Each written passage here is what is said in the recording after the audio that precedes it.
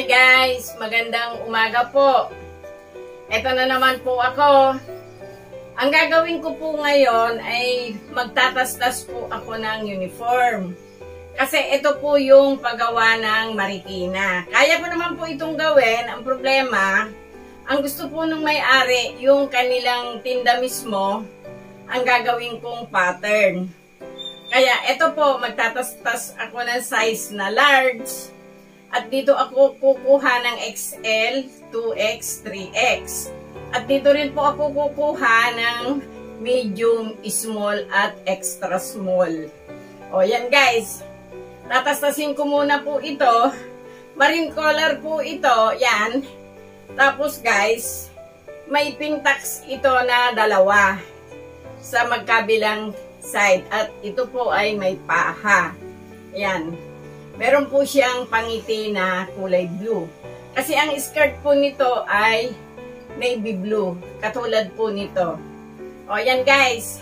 Ganito po yung ginagawa ko pag yung pong customer ay gusto nila na ang gagawin kong pattern ay yung mismong paninda nila.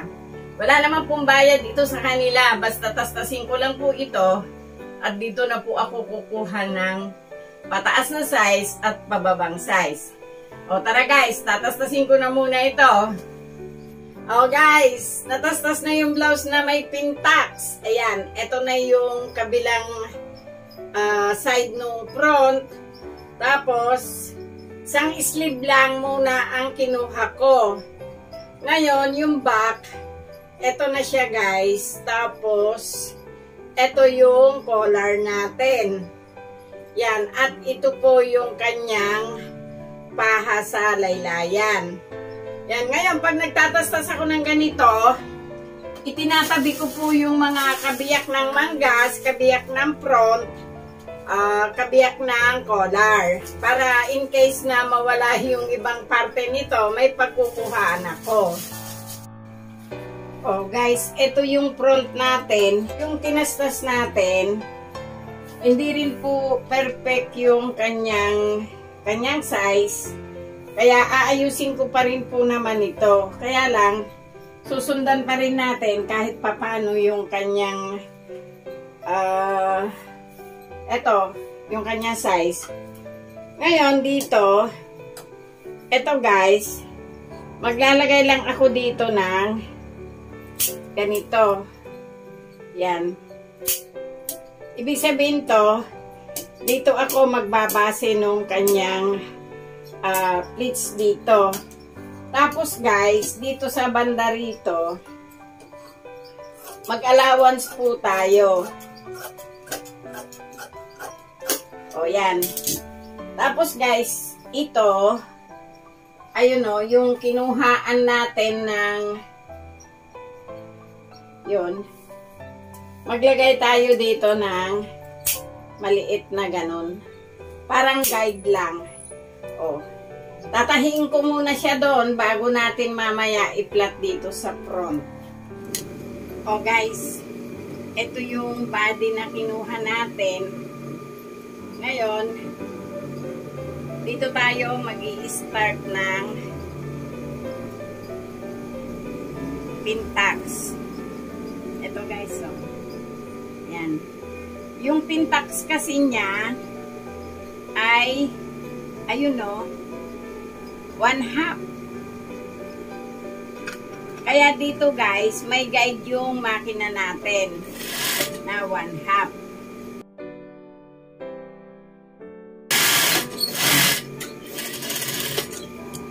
Oh, ito po yung isa.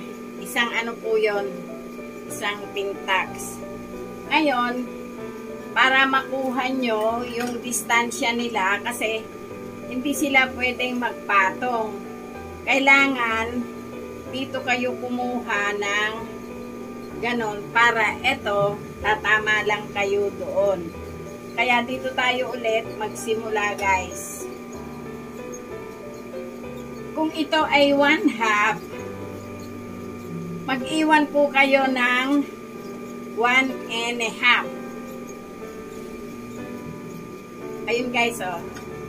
Kuha ulit tayo dito ng 1/2 i-straight nyo lang po yung takbo pababa.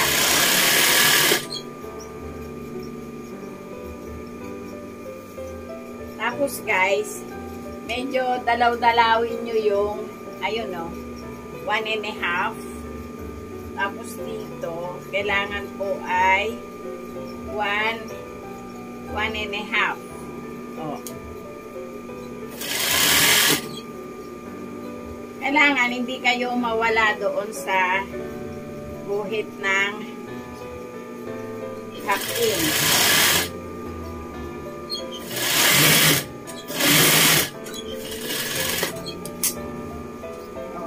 Ito siya guys. Ngayon, pag ginanon nyo, pwede naman. Pagka po dito, ayan o.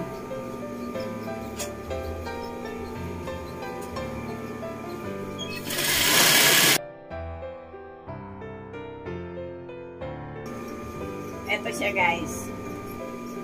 1.5. Yan. Doon sa 1.5, ito yung half inch. Pasadahan nyo yung half inch na diretso. Ayun guys, oh.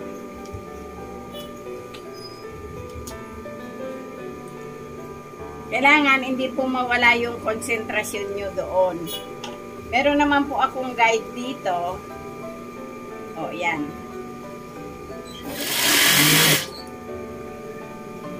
Pero habang bumababa po kayo, dapat yung medida nyo, lagi nyo pong hawak.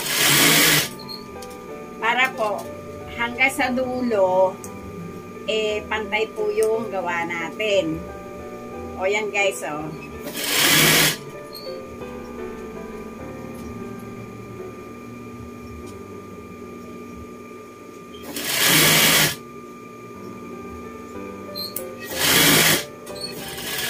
O yan guys, tabasin na natin yung front.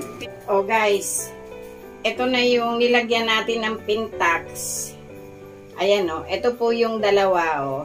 Tapos sa kabila niya, dalawa rin. Kailangan po talaga magtatapat sila.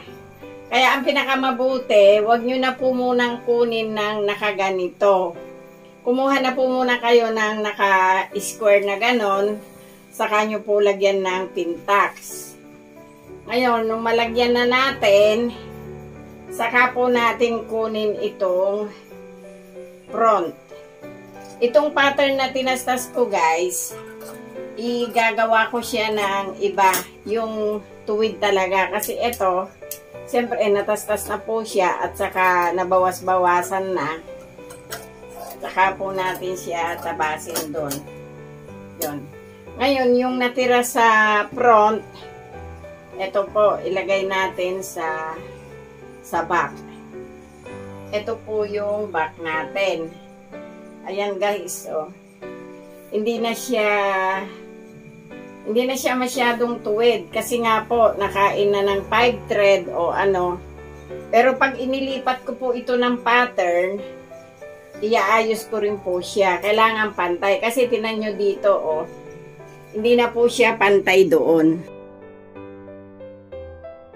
Po ang problema pag tinastas yung pattern. Katulad po nito, ayan oh. O, nakakurbada na siya. Pero, ang gagawin natin, itutuwid pa rin natin siya. Ito yung back niya, guys. Tapos, itong paha, pagka nga pala nanahi kayo at nagpaha, huwag po kayong kukuha ng paha na paayon. Lagi pong nasa paha lang.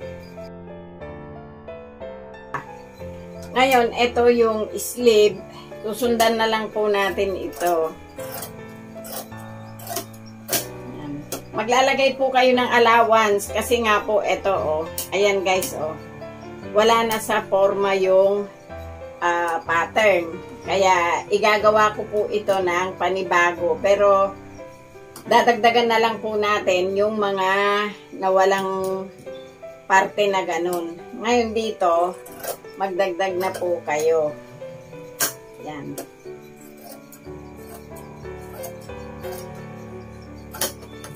Oh, ito yung sleeve. Tapos, dito tayo sa collar. Ayan guys, oh. Wala na sa wisyo yung collar natin. Kasi, ayan, oh.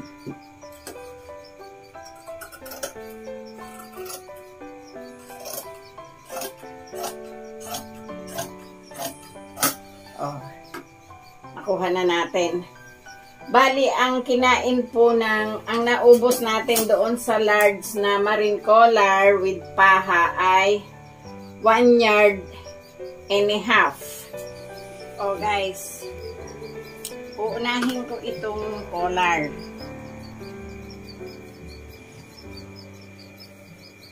Yan, ito po yung bias natin.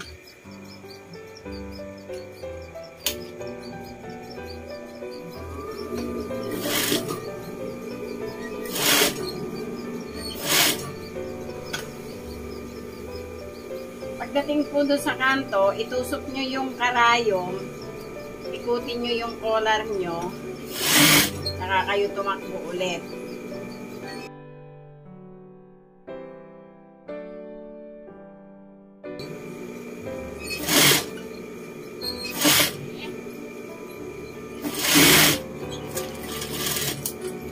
O guys, eto, pagka nilagyan nyo ng bias dito, itapahan nyo siya dito sa kabiyak niya. Kung ano yung dinaanan ng karayom nyo, doon na rin kayo dumaan. Para yung bias nyo, pareho lang po ng laki pag binaliktad nyo. Yan, katulad po nito.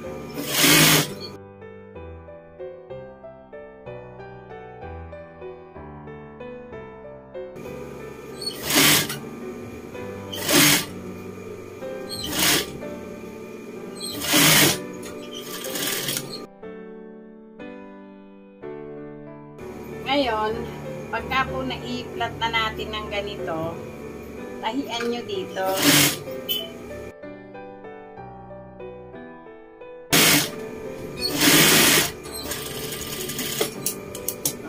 Ito guys, pagtikitin nyo itong dulo. O yan. Tapos, itrim nyo po ng konti. Para pag dinikit natin dun sa body mamaya, hindi po siya tabingi. O, ito siya guys. Tapos na tayo dito sa collar. O guys, ito na yung sleeve.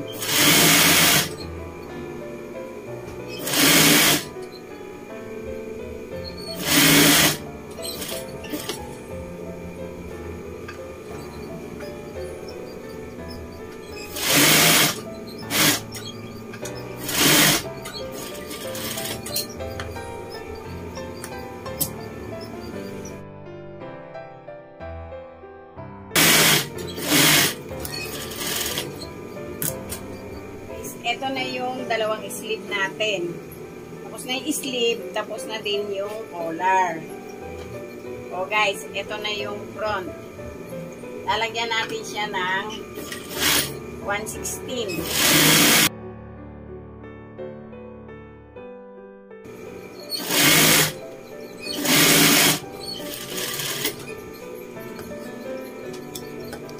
O yan guys. Idudugtong muna natin dito sa shoulder. Ito.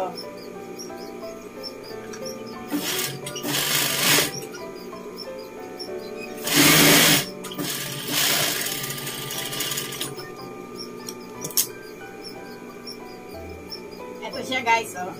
Kailangan talaga eksakto yung ginawa nyo dito. Eksakto kayo doon sa shoulder.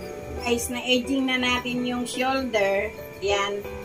Ikakapit na po natin yung collar. Itira kayo doon ng 1/2 inch.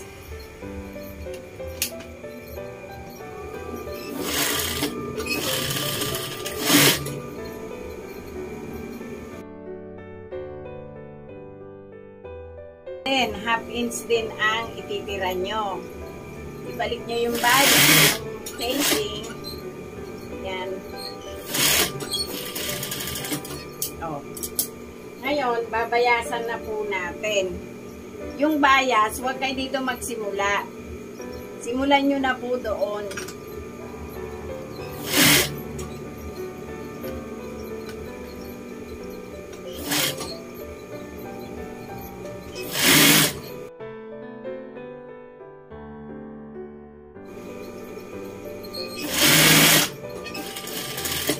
O, yan guys.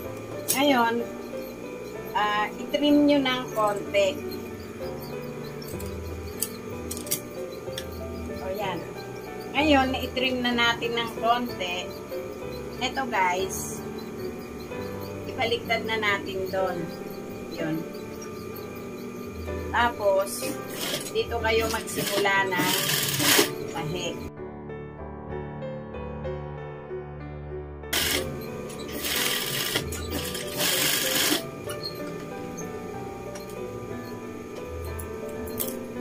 O, yan guys. O. Pag alis mo doon, mag-lock kayo.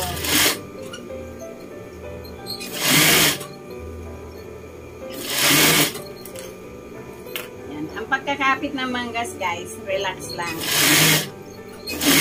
O. Tumama pa rin kayo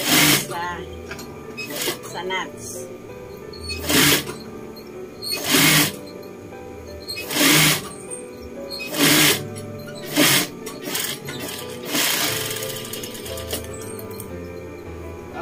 Yan guys, oh. Lang hulubot.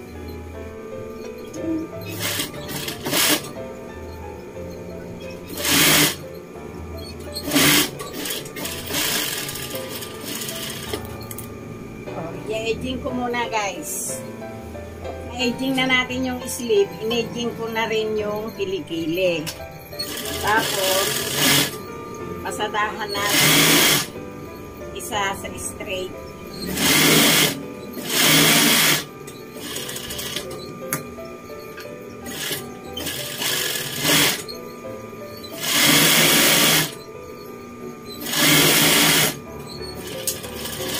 Kunin nyo yung likod, i-double nyo ng tiklop, lagyan nyo ng tandaan doon. Yan. Para alam natin mamaya kung saan natin lalagyan ng tacks doon sa likod. Kunin nyo muna yung dalawang front. Pantayin muna po natin. Tingnan natin kung pantay ba sila. O yun guys, pantay naman po. O, yan. Ngayon, dito na tayo magsimula. Ito siya guys. Dito, hindi tayo pwedeng mag-tacks kasi meron na po siya nito. Yan. Kunin nyo yung kanina, yung kinuha natin dito para sa tacks yun. Ngayon, pag dikipin nyo uli yung dalawang side, kunin nyo yung gitna sa likod.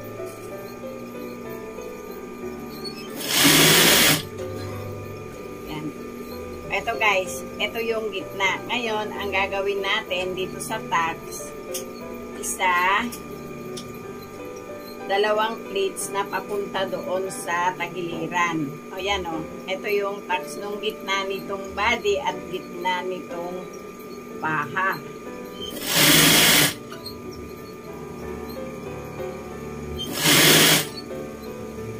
O yan guys, ngayon dito, kumuha din kayo ng dalawang pleats katulad ng ginawa natin doon sa kabilang yon.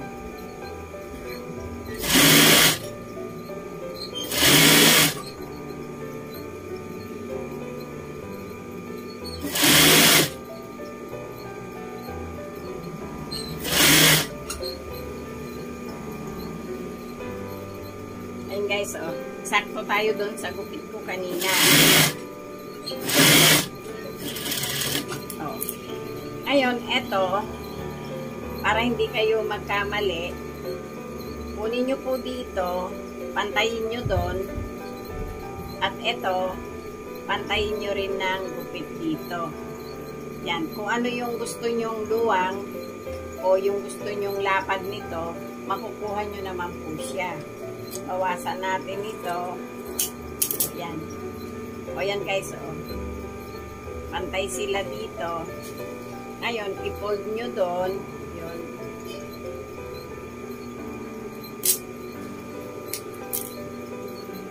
guys. Ayun, may tinandaan na tayo doon.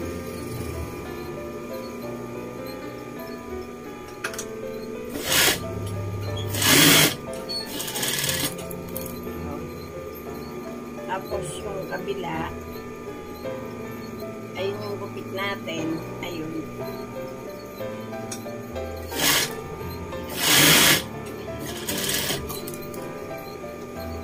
Balik na rin na po natin siya. Pabalik. Pabalik ito guys. Ayan o. Tapos dito, i-fold nyo po siya doon.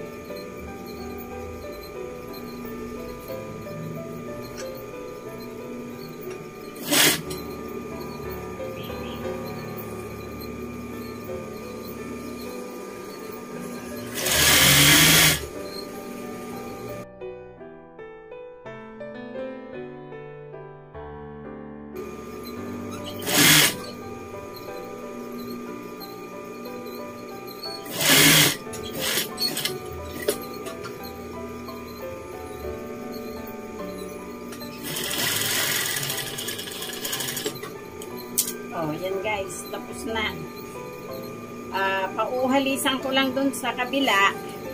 Ganun lang kadali guys. Yung mga nanay na gusto nyong igawa yung mga anak nyo, kung may luma po kayong uniforme, ganito lang po ang gawin ninyo. Oh guys, yan na yung tinahi kong marine collar na may pintax. Tapos may bias sa sleeve, tsaka po doon sa collar niya, may paha. May tax po yan sa likod. Hindi po pwedeng lagyan ng tax sa harap kasi meron na po siyang pintax na dalawa. O sana nagustuhan nyo yung ginawa ko ngayon at nagkaroon kayo ng konting ideya. At sa mga nanonood, thank you. At yung mga hindi pa nakapag-subscribe, mag-subscribe po kayo kung nagugustuhan nyo naman ang binablog ni Lola. At salamat po sa inyong lahat.